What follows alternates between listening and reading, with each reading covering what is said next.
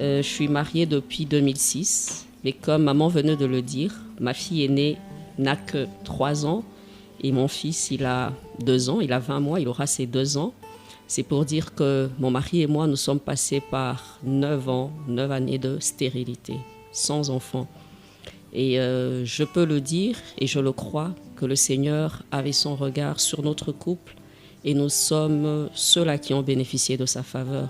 Aujourd'hui, nous ne sommes plus un couple stérile, mais nous sommes un couple qui a des enfants. Nous avons mis notre confiance en Dieu et le Seigneur nous a fait du bien. J'en parle et j'ai l'impression qu'il y a une femme, il y a un couple qui m'écoute et qui a l'impression que c'est un acquis. 9 ans, c'est pas facile. Ça a été très difficile, ça a été très, très dur. Pourquoi ? Une fois mariés, première année, 2 ans, on avait l'impression que, bon, on aura d'office des enfants. Je me suis mariée, j'avais moins de 30 ans. Mon mari avait à peine 30 ans. C'était déjà un serviteur de Dieu, un pasteur. J'étais déjà servante de Dieu dans mon église. Jeune fille, c'est vrai, mais je n'avais pas, entre guillemets, un passé lourd. J'avais l'impression que, bon, tant que je n'ai pas avorté, tant que je n'ai pas fait ceci, ça sera un acquis pour moi, le Seigneur me donnera des enfants. Cela va aller de soi. Ah oui. Pourquoi ? À l'époque, on avait des préjugés. On se disait, bon, tel couple n'a pas d'enfants. Certainement que la femme a eu à faire ça, l'homme a eu à faire ça. Et passé 2e année, 3e année, on s'est dit que c'est sérieux ça. Il faut qu'on aille voir le médecin. On y va, le diagnostic n'était pas favorable du tout. Et là, face à la réalité, on s'est dit, ok, il faut qu'on demande au Seigneur, qu'on demande conseil, qu'on aille voir un autre médecin. Et c'est là qu'a commencé le parcours du combattant. Nous sommes passés par des centres médicaux ici et ailleurs. On a fait des examens de mon côté, du côté de mon mari. Il faut dire que ce n'était pas favorable. On nous disait qu'on ne pouvait pas avoir des enfants.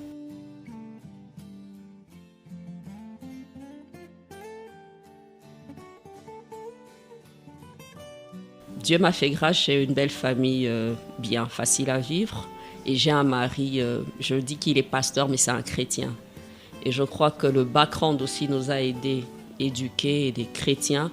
On a pu garder quand même notre harmonie dans le couple. Pourquoi ? On s'était dit une chose, nous allons continuer à servir le Seigneur. Nous ferons notre part et Dieu fera sa part.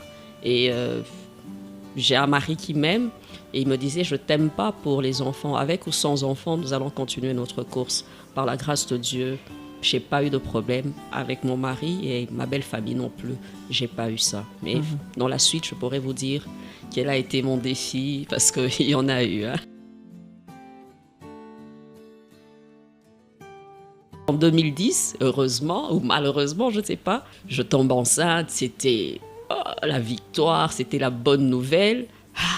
3e mois, je perds la grossesse. Fausse couche. Pas facile. L'année d'après, l'année 2011, je me souviendrai, je tombe encore enceinte. Fausse couche. C'était maintenant la série des fausses couches. Qui voir, quel médecin voir, que faire. C'est là que ça a commencé maintenant à me perturber intérieurement. Parce que maintenant, j'avais des questions sans réponse. Je voulais bien qu'on me dise qu'il y a tel problème. Je voulais bien qu'on me dise il faut faire ça et ne pas faire ça. Là. Alors, je crois que c'est en ce moment-là qu'il y a eu ce déclic. Chercher Dieu. Alors, on se regardait avec mon mari, on a dit, là, on n'a plus de refuge, on n'a plus. On a perdu de l'argent en Belgique, on a perdu de l'argent partout ailleurs et tout. Si on peut prendre des moments de prière, demander au Seigneur, faire confiance au Seigneur et chercher sa face et que lui soit favorable à notre couple. C'est là que nous avons commencé des moments de prière. Là, c'est en 2011. Alors, on a prié et par la grâce de Dieu, on demandait au Seigneur de nous orienter vers un médecin, un bon médecin, un bon centre et tout.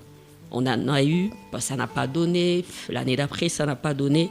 Et par la grâce de Dieu, c'est en 2015 que je suis tombée enceinte. 22 juillet, oh là là. Alors là, je suis tombée enceinte. Je tombe enceinte en 2014 parce que j'ai eu ma fille le 22 juillet 2015. Je tombe enceinte, mais j'avais peur. J'avais dit 3 mois, après les 3 mois, ça sera encore qu'est-ce qui va arriver ? Fausse couche, qu'est-ce qui va se passer ? Parce qu'il y avait toujours un problème de battement de cœur. battement de cœur, 11e semaine, battement de cœur, fausse couche. Alors j'ai dit, Seigneur, s'il te plaît, garde c'est ma fille en vie. Alors finalement, je vais vers le médecin, il me dit, le battement de cœur est bien, la petite va bien, tout ça. J'ai dit, Seigneur, donne-moi la force, j'aimerais voir cette fille et tout. Et par la grâce de Dieu, le 22 juillet, elle était là. Mais je bénis le Seigneur parce que pendant qu'il y avait cette bataille dans mon esprit, dans mon cœur, il y a le doute, il y avait tout ça qui passait par mon esprit. Je crois que les promesses du Seigneur par rapport à la fécondité m'ont aidé. J'avais une chambre déjà et dans cette chambre, j'avais mis des passages bibliques avec des versets sur la fécondité. J'avais pris les cas les plus extrêmes, Sarah, j'avais pris Anne, j'avais pris Élisabeth et Zacharie, et je rappelais au Seigneur, je rappelais au Seigneur. Ce sont des versets qui sont restés dans mon esprit, qui m'ont donné la force. Je me souviendrai quand je faisais cette dernière fausse couche, je disais, Seigneur, je ne regarde pas la réalité, je crois que dans ta parole, il n'y a pas de femmes qui avortent, ni des femmes stériles, s'il te plaît, fais-le pour moi. Alors quand j'avais ma fille en main, j'étais émue parce que je voyais tout ça. Les gens venaient, maman, pleurer. Vraiment. Et moi, je pleurais par rapport à ce Pleurer combat de joie. de joie. C'est ce que Dieu a fait dans notre couple, en fait. C'est un peu ça.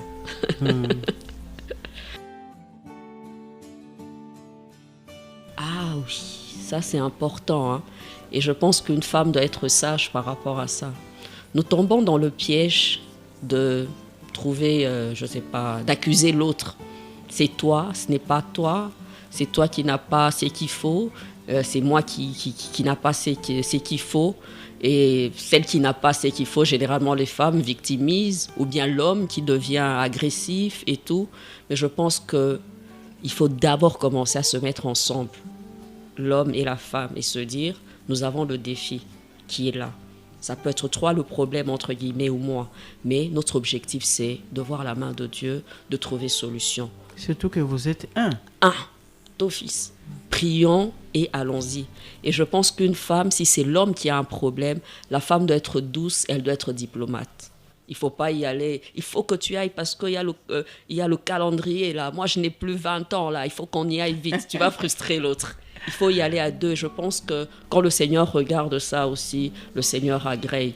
Je pense que dans un couple, bon, y aller individuellement, ça n'a pas de raison d'être. Il faut y aller à deux.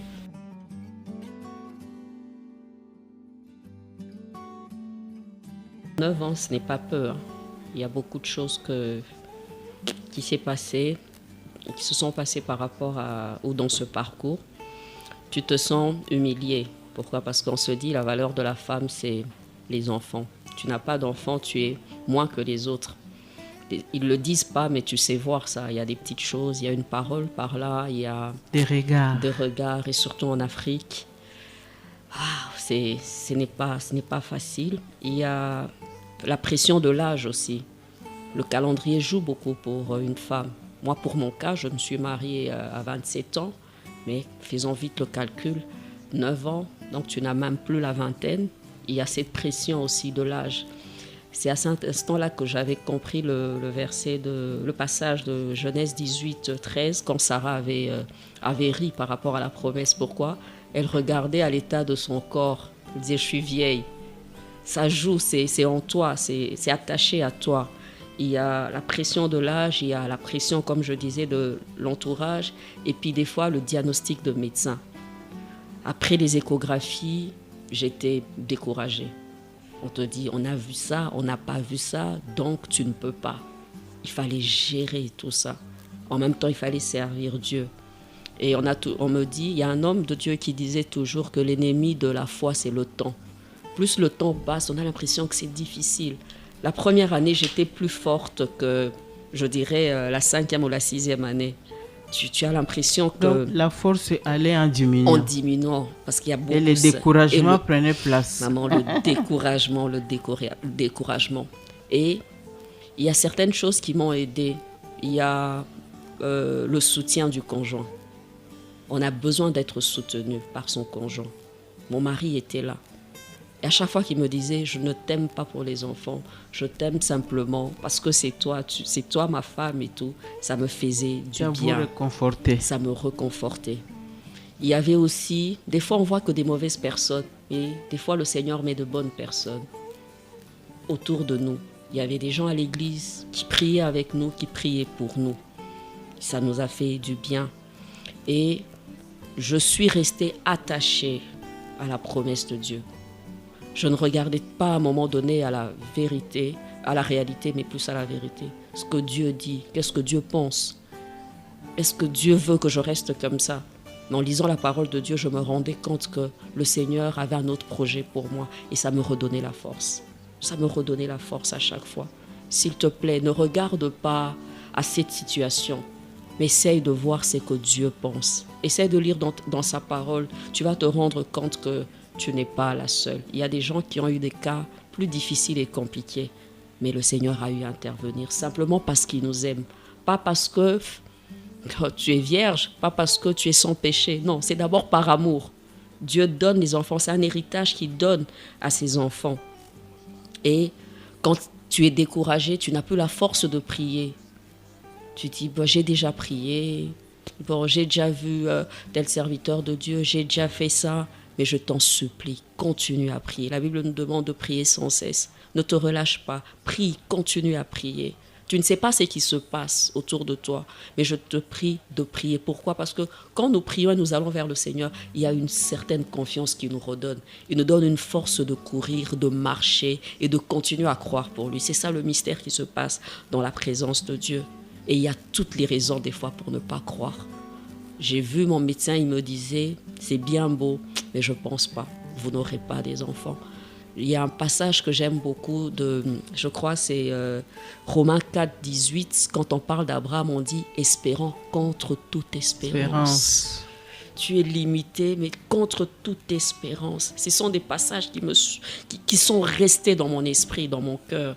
Et Job 14, 14 dit « j'aurai de l'espoir tout le temps de ma souffrance jusqu'à voir mon état changer ».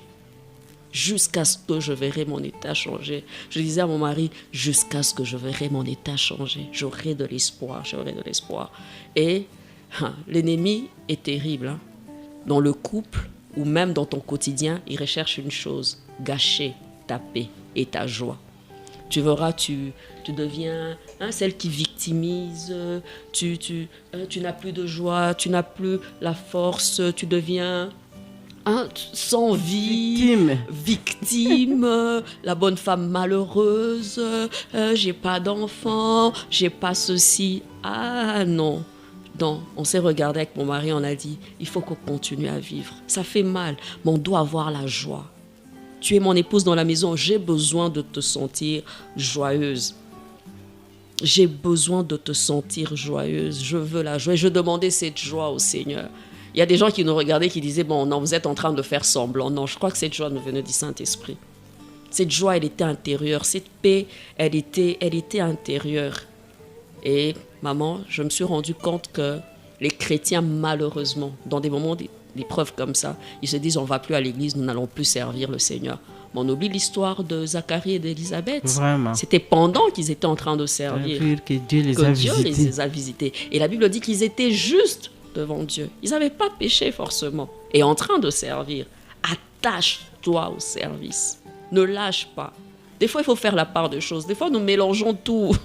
Je n'ai pas, alors je lâche. Non, Dieu nous bénit de fois pendant que nous sommes là. Et une expérience vécue, c'est que pendant qu'on servait le Seigneur et on priait pour les autres, on a vu plusieurs couples enfantés. Nous, on n'en avait pas. Tu imposes le bas, je suis tombée enceinte. Et il vient vous dire que je suis enceinte. Alors le Saint-Esprit m'aidait. Et vous tournez vers Dieu. Vers Dieu, Seigneur, s'il te plaît, garde mon cœur pur. Je ne dois pas être jalouse, je ne dois pas être ceci. Parce qu'il ne faut jamais se comparer et tout. Je t'en supplie. Si ça peut t'aider, tu n'as plus de joie, tu n'as plus de paix, tu n'as plus d'espérance, tu n'as plus d'espoir. Je t'en supplie. Que la stérilité, ou bien que cette épreuve ne te fasse pas manquer ça. Parce que après 9 ans, quand je regarde derrière, je dis, heureusement que j'ai pu servir Dieu pendant l'épreuve. Heureusement que vous êtes resté fidèle. Parce que tu auras aussi des propositions indécentes. Peut-être que tu en as. Ta famille, tes amis, un médecin qui te propose, il y a des propositions indécentes. Tu es jeune, tu peux faire ça. Tu es jeune, tu peux essayer ceci. Mais quand tu sers Dieu, tu es focalisé dans la prière et dans la crainte du Seigneur. Le Seigneur agrée, le Seigneur approuve la voie de juste. Ça, c'est que je peux dire de mon histoire, de mon témoignage. Okay. Ne lâche pas. La bénédiction, c'est là. Dis, j'étais à mon poste. Reste là. Si c'est Dieu qui a mis cet homme, cette femme sur ton chemin, je crois que c'est lui le pourvoyeur. Et des fois, on a l'impression que nous aimons être heureux plus que Dieu le veut dans notre vie et dans notre couple. Non, le Seigneur nous unit pour le bonheur. Il sait ce qui peut réjouir votre couple et lui seul peut le faire. Et tu peux te dire, je veux quitter pour avoir mieux. Mais il n'y a pas que les enfants. Et oui, il peut t'en donner. Mais pour les enfants de Dieu, nous ne regardons pas seulement à ce que nous allons obtenir, mais nous voulons honorer le Seigneur dans notre mariage, dans nos couples et compter sur lui. Je t'en supplie, l'option, ce n'est pas le divorce. Parce que la volonté première du Seigneur, ce n'est pas le divorce. C'est que nous puissions vieillir ensemble et vivre ces prodiges. Je pouvais divorcer ma 6e année, même à ma 7e année, à ma 8e année, je n'aurais pas mes 2 beaux bébés. Vraiment. Et la joie. La joie qu'il y a. Rester ensemble. Maintenant, vous êtes une famille. Et puis quand vous passez par des moments difficiles à 2, après la victoire, vous vous aimez encore plus. C'est ça. Non, je ne pense pas.